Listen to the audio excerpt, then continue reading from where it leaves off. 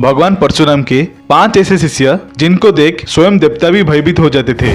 पहले और दूसरे नंबर पर मौजूद शिष्य तो स्वयं परम ब्रह्म के अवतार हैं। आगे बढ़ने से पहले हमारे चैनल प्राचीन सनातन धर्म को सब्सक्राइब अवश्य करना और कमेंट सेक्शन में जय श्री कृष्ण अवश्य लिखना। रामायण और महाभारत ये दो महाग्रंथों में स्वयं भगवान विष्णु के 2 ऐसे अवतार मौजूद हैं जिनके आगे सभी महारथी योद्धा नतमस्तक थे, जिन्हें क्रोध दिलाने पर भी स्वयं देवता भी भय से कांप उठते थे, जिनके शक्ति के आगे कई सारी महारथी योद्धा भी हार मान गए थे, जिन्होंने अपने पिता की मृत्यु का प्रतिशोध एक ही क्षेत्रीय राजवंशीय कुल को मारकर लिया था, जिन्होंने खुद भगवान शिव से अपना शिक्षा प्राप्त किए थे। हम बात कर रहे हैं भगवान विष्णु के छठे अवतार भगवान परशुराम की, जिनकी शक्तियों के गाथाएं हमें हर पुराण में वर्णित मिलती है। भगवान परशुराम क्रोधित स्वभाव के थे। उन्होंने अपने क्रोध को शांत करने के लिए देवों के देव महादेव की आराधना शुरू कर दी, जिनसे प्रसन्न होकर भगवान शिव ने सारे अस्त्र शस्त्र भगवान परशुराम को प्रदान किए थे और उनमें से उनका दिव्य परशु भी था, जिसको धारण करने से उनका नाम राम से परशुराम पड़ा। वही भगवान परशुराम के 3 ऐसे महान शक्तिशाली शिष्य थे जिनको हराने के लिए स्वयं भगवान श्री कृष्ण को भी युद्ध भूमि में छल करना पड़ा था। लेकिन 2 ऐसे शिष्य हैं जो भविष्य में जन्म लेंगे, जिनकी प्रतीक्षा स्वयं 7 चिरंजीवी कर रहे हैं और उनमें से खुद स्वयं भगवान परशुराम भी हैं। तो चलिए जानते हैं पहले शिष्य के बारे में। भगवान परशुराम के पहले शिष्य थे गंगा पुत्र भीष्म। भीष्म पितामह राजा शंतनु और माता गंगा के पुत्र थे। उनके जन्म के बाद देवी गंगा ने उनका नाम देवव्रत रखे थे और राजा शंतनु ने देवव्रत को हस्तिनापुर का राजकुमार घोषित कर दिए थे। कुछ दिन गुजरने के बाद राजा शंतनु को सत्यवती नामक एक स्त्री से प्यार हो गया और उन्होंने उनसे विवाह भी कर लिया। लेकिन सत्यवती के पिता ने राजा शंतनु से विवाह से पूर्व एक शर्त रखी थी। शर्त के मुताबिक राजा शंतनु और सत्यवती के पुत्र ही हस्तिनापुर का राजकुमार बनेगा, तभी वो अपने बेटी का हाथ राजा शंतनु के हाथ में देंगे। तभी अपने पिता को धर्म संकट में देखकर देवव्रत ने अपने राज्य का त्याग करके पूरे जीवन अविवाहित रहने की प्रण ले लिए थे और ऐसे प्रतिज्ञा के कारण उनका नाम भीष्म रखा गया था और उनको अपने पिता से इच्छा मृत्यु का वरदान मिला था। उनके गुरु स्वयं भगवान परशुराम थे और वह भगवान परशुराम के पहले शिष्य हैं। उन्होंने भगवान परशुराम से ब्रह्मांड के सारे दिव्यास्त्र का ज्ञान प्राप्त किए थे। पितामह भीष्म इतने शक्तिशाली थे कि उनके नाम सुनते ही सारे महारथी योद्धा भय से युद्ध भूमि को छोड़कर चले जाते थे और उनको 5 महारथियों के बराबर माना गया है। उन्होंने तो अपने गुरु भगवान परशुराम को भी युद्ध कौशल में बराबर की टक्कर दिए थे। अगर वो चाहते तो अर्जुन सहित सारे पांडवों को एक ही दिन के युद्ध में मार सकते थे। तो भगवान परशुराम के दूसरे शिष्य हैं गुरु द्रोण।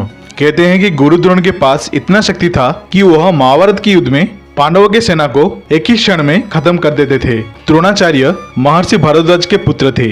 अपने पिता के साथ रहकर उन्होंने समस्त वेद वेदांतों का ज्ञान ग्रहण किए थे।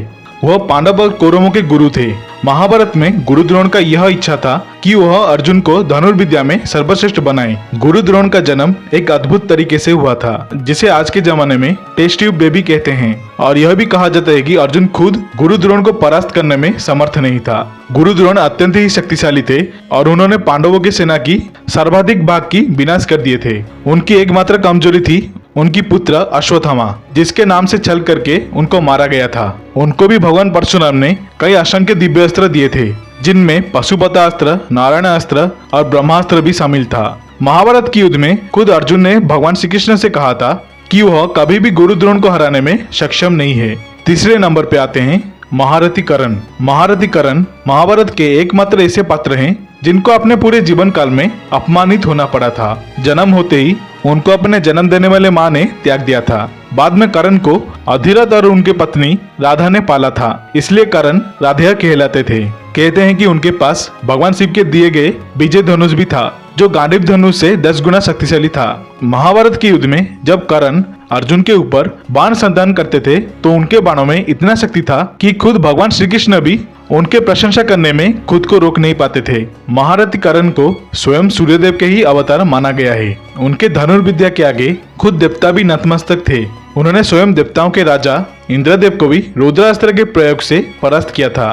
कहते हैं कि भगवान परशुराम ने सूर्यपुत्र कर्ण को अपने पास मौजूद सारे दिव्यास्त्र दे दिए थे सिवाय परशु के, और उस सारे दिव्यास्त्रों में से कर्ण का सबसे शक्तिशाली अस्त्र था भार्गवास्त्र। भार्गवास्त्र को ब्रह्मास्त्र से भी शक्तिशाली माना गया है।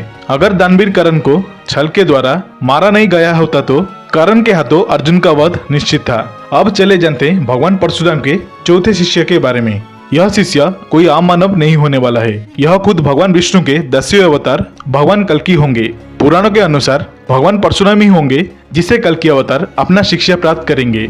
कल्कि अवतार भगवान परशुराम के इन 5 शिष्यों में से सबसे शक्तिशाली शिष्य हैं और यह भी कहा जाता है कि कलिपुरुष नामक ऐसा राक्षस जन्म लेगा जिसे रावण से भी सहस्र गुना शक्तिशाली बताया गया है और वह राक्षस हर मनुष्य के अंदर निवास करेगा और उनके बुद्धि और विवेक को नष्ट कर देगा। उसके वध हेतु 7 चिरंजीवी कल्कि अवतार के सहायता करने वाले हैं और यह युद्ध महाभारत के युद्ध से भी भयंकर युद्ध होने वाला है। अब चलिए जानते हैं भगवान परशुराम के अंतिम शिष्य के बारे में। इस तथ्य के बारे में बहुत कम ही लोग जानते होंगे कि भगवान परशुराम के 5वें शिष्य कौन होने वाले हैं। दरअसल यह कहा जाता है कि भगवान कल्कि की मदद करने के लिए विघ्नहर्ता गणेश जी भी अवतार लेने वाले हैं और यह अवतार का नाम होगा धूम्रवर्ण अवतार और वह भी भगवान कल्कि के साथ मिलकर भगवान परशुराम के पास अपना शिक्षा प्राप्त करेंगे। कल्कि पुराण में यह वर्णित है कि कलयुग में कलिपुरुष के साथ उसका असुर साथी अभिमानासुर भी होगा जिसे ब्रह्मदेव से कई वरदान प्राप्त होंगे और वह इतना शक्तिशाली होगा जो देवताओं को भी अपने वश में कर लेगा।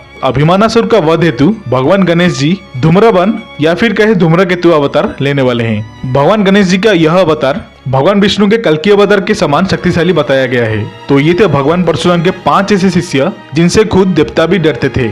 आशा करता हूँ आप सभी को ये वीडियो अच्छी लगी होगी। अगर अच्छी लगी तो वीडियो को लाइक, शेयर एंड सब्सक्राइब अवश्य करना और कमेंट सेक्शन में जय श्री कृष्णा जय श्री राम लिखना मत भूलिएगा।